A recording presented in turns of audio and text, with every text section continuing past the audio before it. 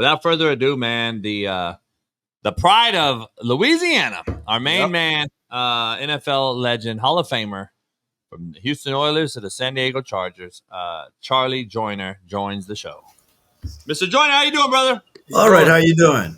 Good, brother, good. I can't thank you enough for hopping on, man. Absolute legend. We had your quarterback on last week, and I'm just going to ask you straight up. I asked him, I said, Dan, is Charlie Joyner and yourself and Kellen Winslow the greatest trio that ever played in the NFL? He said, hell yeah. Where you at? Are you with them on that? Are you with them? I'm with him on that one, yes. I think you really had some good competition from Charlie Taylor and Bobby Mitchell, the Washington Redskins era. Mm-hmm. They were pretty stacked with receivers also. And but we had the breaking point or the dividing point where we had Kellen Winslow and nobody else had a Kellen Winslow. No doubt. Kellen Winslow was the best tight end by far, I think. No doubt. Yes. You also had a good friend of mine, rest in peace, man, Chuck Muncie, who I believe was, man, I don't know. He was transcending. I don't think people realize what Chuck was before Chuck was really what he was. I think he was O.J. Simpson mixed with Eric Dickerson mixed with, Earl Campbell. Let me tell you something. I'm telling you, Chuck Muncie was something. He's probably the most talented player I've seen in a long time.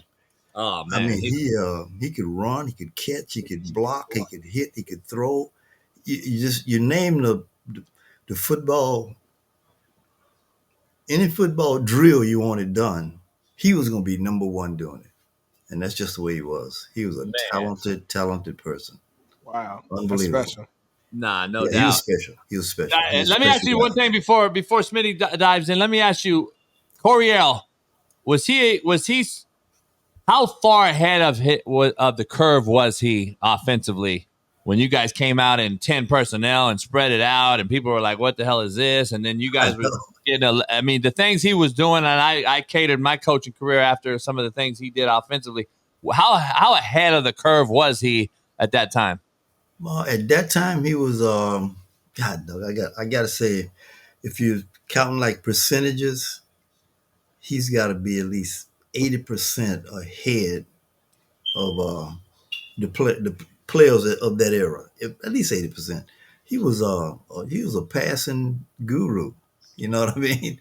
I mean, and the killing thing about it, he didn't even try to mix anything else in it. He knew he wanted to throw the football. And when you hit that field on Sunday at 1:00, you were throwing the football, and it was just wonderful. I just happened to get into an era where I had Dan Fouts, Kellen Winslow, Wes Chandler, John Jefferson. I had all these guys playing along with me in that type of offense, and I think that carried me for a long time. And it was just fun playing with those guys. Playing with, getting ready for a game with Dan Fouts, absolutely the best I've ever done. Yeah. Can only imagine. Yeah. Again, honor to have you on here, man. And kind of staying along those lines and looking at your career, you had 7 seasons with at least 50 or more catches. You had 5 with at least 60 or more catches, and 3 with at least 70 or more catches. And I think you retired at the time as the leader in career receptions and receiving yards. Yes. If you played in today's era, how much even more dominant and impressive do you think your numbers would be? Well, it depends on who you're playing with too, Right. Yeah. Because a lot of that goes to Ed White, Doug Wilkerson. I'm talking about the offensive line who protected Fouts. They deserve a lot of that credit also, which gave me time, because I wasn't very fast in those days. Which gave me time to get up the field and get open where Dan Fouts could open the football. So I have to include the entire offense on that, And it's just a remarkable era that we played in.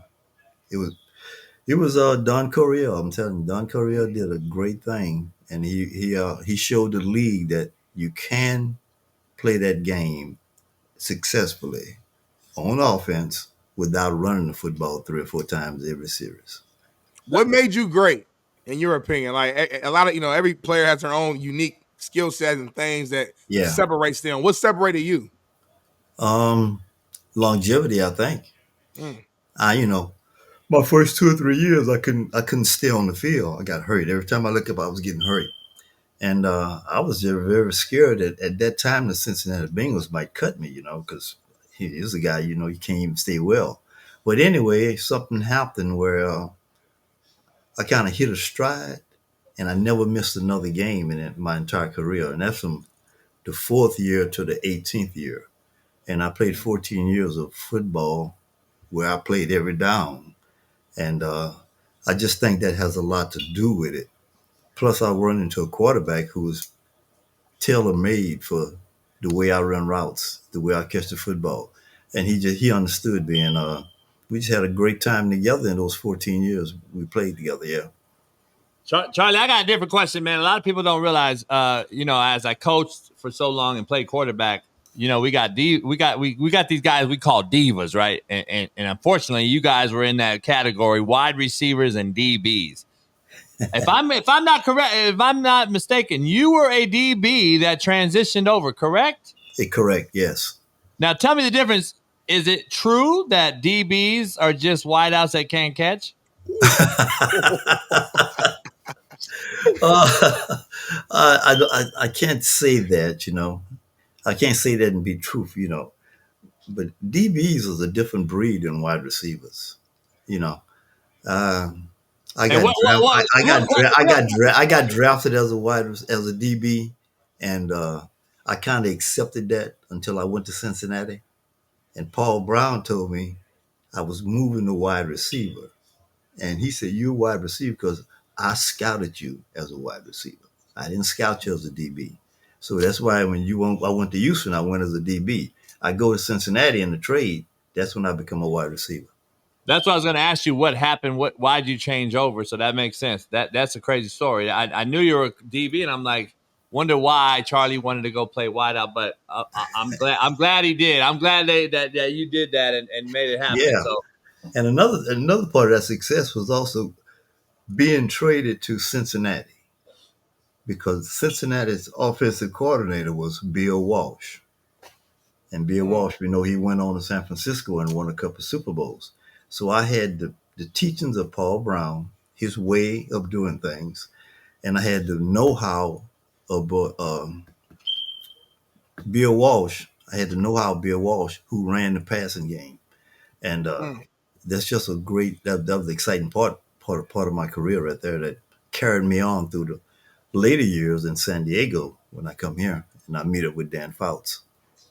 no doubt. Let me ask you your favorite. Obviously, we know the history of you, Dan Fouts, Kellen Winslow. You had all those great, unbelievable talent on the perimeter, on the edge, offensively.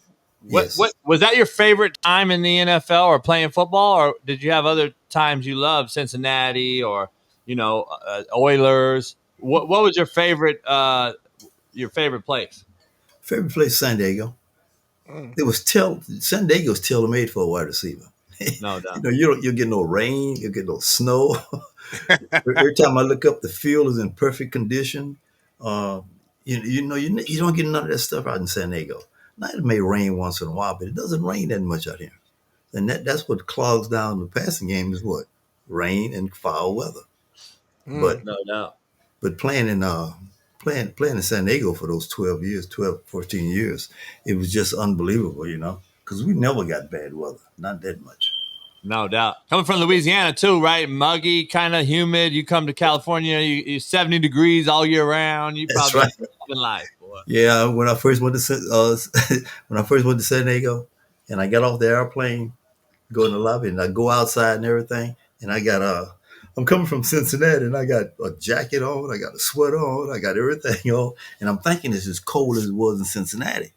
When I walked out the terminal, everybody started looking at me. See, where does this guy think he's going? Hey, shorts. We're in San Diego. We're not in Cincinnati. Right. So I had to take all that stuff off and everything. And I kind of that stuff I took off at the airport, where the weather was so nice and so good, I kind of threw it away and I never retrieved it. I should have retrieved it. Let me ask you something real quick. You went into coaching in my wheelhouse and kind kind of correlate the two. Like, how was it different? Because I know when I went from player to coach, I actually loved coaching more, and I found that coaching was more rewarding for me to help other cats and get where they couldn't get themselves. Did you have the same thing, or did you miss playing when you were coaching? Especially as a young coach, I think you went to Buffalo first, coaching wideouts. How was that transition? How did you correlate the two? That was unbelievable. That relationship, how it evolved. Because when I go to Buffalo as a coach, I wind up coaching James Lofton, Hall of Famer, Andre Reed, Hall of Famer. Yeah. Then we had Don Beebe, who would have been a Hall of Famer if he wouldn't have gotten hurt. And Yeah. I went into coaching those guys. And then alongside the quarterback was Jim Kelly. So I go to coaching with Jim Kelly. And it was, and Buffalo was what a good learning curve for me to go to Buffalo my first year coaching. Outstanding. Marv Levy was outstanding head coach. And then later on, like you were coaching. I mean, I remember when you were here in San Diego before they moved to LA, but then you were with the Chiefs as well. Right. Prior to Andy Reid and all that, right? So you were there. Who was there then? Was it Dick or who? Dick Vermeil. Yeah. Dick Vermeil. Yeah, Yes. yeah. So that was you had some good years there too. That's some good years there. Yeah. Larry Johnson, all those guys. You guys had a loaded team. We had no doubt. Love it, man. I love to hear the. Well, the good thing about me, I just got lucky enough to go to every team I went to. Not only had some very talented players, but they also had players who could make it to the Hall of Fame. Right. And when you're coaching those kind of guys who just plays the game the way it should be played, and you don't have to do a whole lot of coaching, I didn't have to do a whole lot of coaching there because the quarterbacks do most of the coaching to wide receivers because they throw it to them all the time. But it still was a great part of a great era in my coaching career where I just thought I was doing the best thing in the world. Charlie, later in your career, you with the Chiefs, you with the Chargers back in for 4 or 5 years with the Chargers, 08 to 012 or whatever. Did you start to see the difference in not only the rules of the NFL being changed, can't hit the quarterback, can't reroute wide receiver, can't hit him over the middle? The rules started to change a little bit. Was it different for you seeing the game change and becoming a little softer than what we were remembering when we played? Yeah, it got that way a little bit because some coaches get mad because the wide receivers can't get off the line of scrimmage, so they want to change the rules. And I believe you have to work to get to that point. Yeah. If I had a problem releasing off the defensive back and can't get open, that's just me. Right. You don't have to change the rules just for one person. No A doubt. bunch of people. At that time there's a bunch of people doing that. But why change the rules? It happened. It's just the way it happened. Just figure it out, right? You got to figure it out. Got to figure it out, and you got to push on and push on and push on until you make that decision, or until you found a way to beat the opponent. Yeah. Turn over rock, Smitty. Figure it out. I always say that. You got to turn those rocks over, Smith. Turn those rocks over, man. Flip them over. Charlie, are you excited to see Coach Harbaugh take over the Chargers, and are you excited to see what Herbert and them guys are going to get done? Mike Williams, a wide receiver, just said he's going to retire after a pretty damn good career. I think he got the injury bug. He couldn't overcome it. That hurt Mike Williams getting hurt. Yeah, that's the one killer in the NFL. Can he come back from an injury? Right. Yeah, no doubt. You excited about Harbaugh-led Chargers team? You think they're going to be formidable? They made the playoffs year one. I think they're going to take it a step two this year. I think they'll take it a step two this year. Ooh. I'm not talking Super Bowl. I'm just talking about step two of the playoffs. No All doubt. right. I have to make sure. Yeah, you see what I'm saying? They're going to get to that point right there because Hey, because they was picked to beat Houston, and they ended up getting mollywopped by Houston. And by Houston, what? Houston, Yeah, you got to take those teams serious, you know. You got Yeah. to take. In fact, you got to take all the teams serious because It- any it- team could beat you at any time. Yep. If Justin Herbert don't win a playoff game this year, is he going to start getting feeling some heat for a guy that's been paid? They're saying, you know, if you created a quarterback, I mean, he's probably the guy, 6'6", 240, can run, can throw, but hasn't won a playoff game. Is he going to start feeling the heat here in LA if he can't get it done this year? Not he won't be getting no heat from me now, but I don't count. I don't count. I think he's a good head coach, man. I mean, this guy's a good head coach. You know. No, I'm talking about Herbert, the quarterback. Quarterback. Herbert, the quarterback. Herbert, okay, the quarterback. I think he's the most talented quarterback playing because he got the size, He could be. he's got the arm, you know, and if he had to run the football a little bit, he can run it too, also. And he's the guy that's also so big. What 250, 260? Yeah. People Something like don't that. want to hit a 250-pound quarterback when he's barreling up the field. Right. So he could do a lot of more damage if he ran the ball. But I'm pretty sure the coaches, they know how to handle him. You know, if they handle him and say, "Look, you can run when you want to, you run when you don't want to. If you want to just get rid of the ball, just get rid of the ball, throw it out of bounds." But he doesn't do that. I think he's going to get to the point where he's going to take everything in his hands and see can he bring this San Diego Charger team to some playoffs. Ooh. No doubt. Charlie, what do you got going nowadays? Sorry, Smitty. Yeah. Nothing much. I'm just a retired old player sitting around the house all day. My wife getting mad because I'm in her way. Ah, So, man. so I usually just grab my golf clubs, go to the nearest golf course, or go to the nearest driving range and hit a couple of balls, play about 9 holes of golf. You know, I'm in that age now where you can only play 9 holes instead of 18. And Oh, you other than killing that, I'm doing all right. You know, living in San Diego is pretty good. In fact, it's very good. It's very No, good.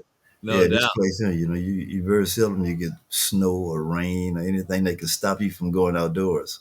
No doubt. No As, doubt. as a married man, I'm married as well. It's like you can't win for losing. Either I'm gone too much or I'm at home too much. I'm at home too much. What That's you want? exactly right. Yeah, my wife tries to chase me out of here all the time, but I know she's trying to chase me out so she can get out. Ah, okay. There you go. You know what I mean? Yeah. Yeah. Then if I happen to just go to the nearest shopping center, I can see my car parked in the back somewhere, and I'll be looking around. Yeah, that's why you wanted me to leave the house so early. that shopping center right over there. But anyway, Hey. this is living in San Diego is a good life. Oh, It's man. a bit expensive, but I played long enough where I could save up enough money to live in San Diego the rest of my life. Oh, man, that's a blessing. I'm not too far from you. I'm only an hour north of you, so I'm down there all the time. This LA, yeah. We got a former Charger legend as well on our show during the season, Eric Weddle, who won a Super Bowl with the Rams. So he's down there by you. So yeah, he lives about 4 or 5 blocks up the north of me a little bit. I Yeah. know he is. no doubt. He loves he only says great things about you as well. So Oh, Weddle's a great person. Boy, yeah, you're talking about another great person. He's a great person. no doubt. Yeah. Man, we can't thank you enough for being on, Charlie. I hope you enjoy the rest of the week and this beautiful weather and some golf.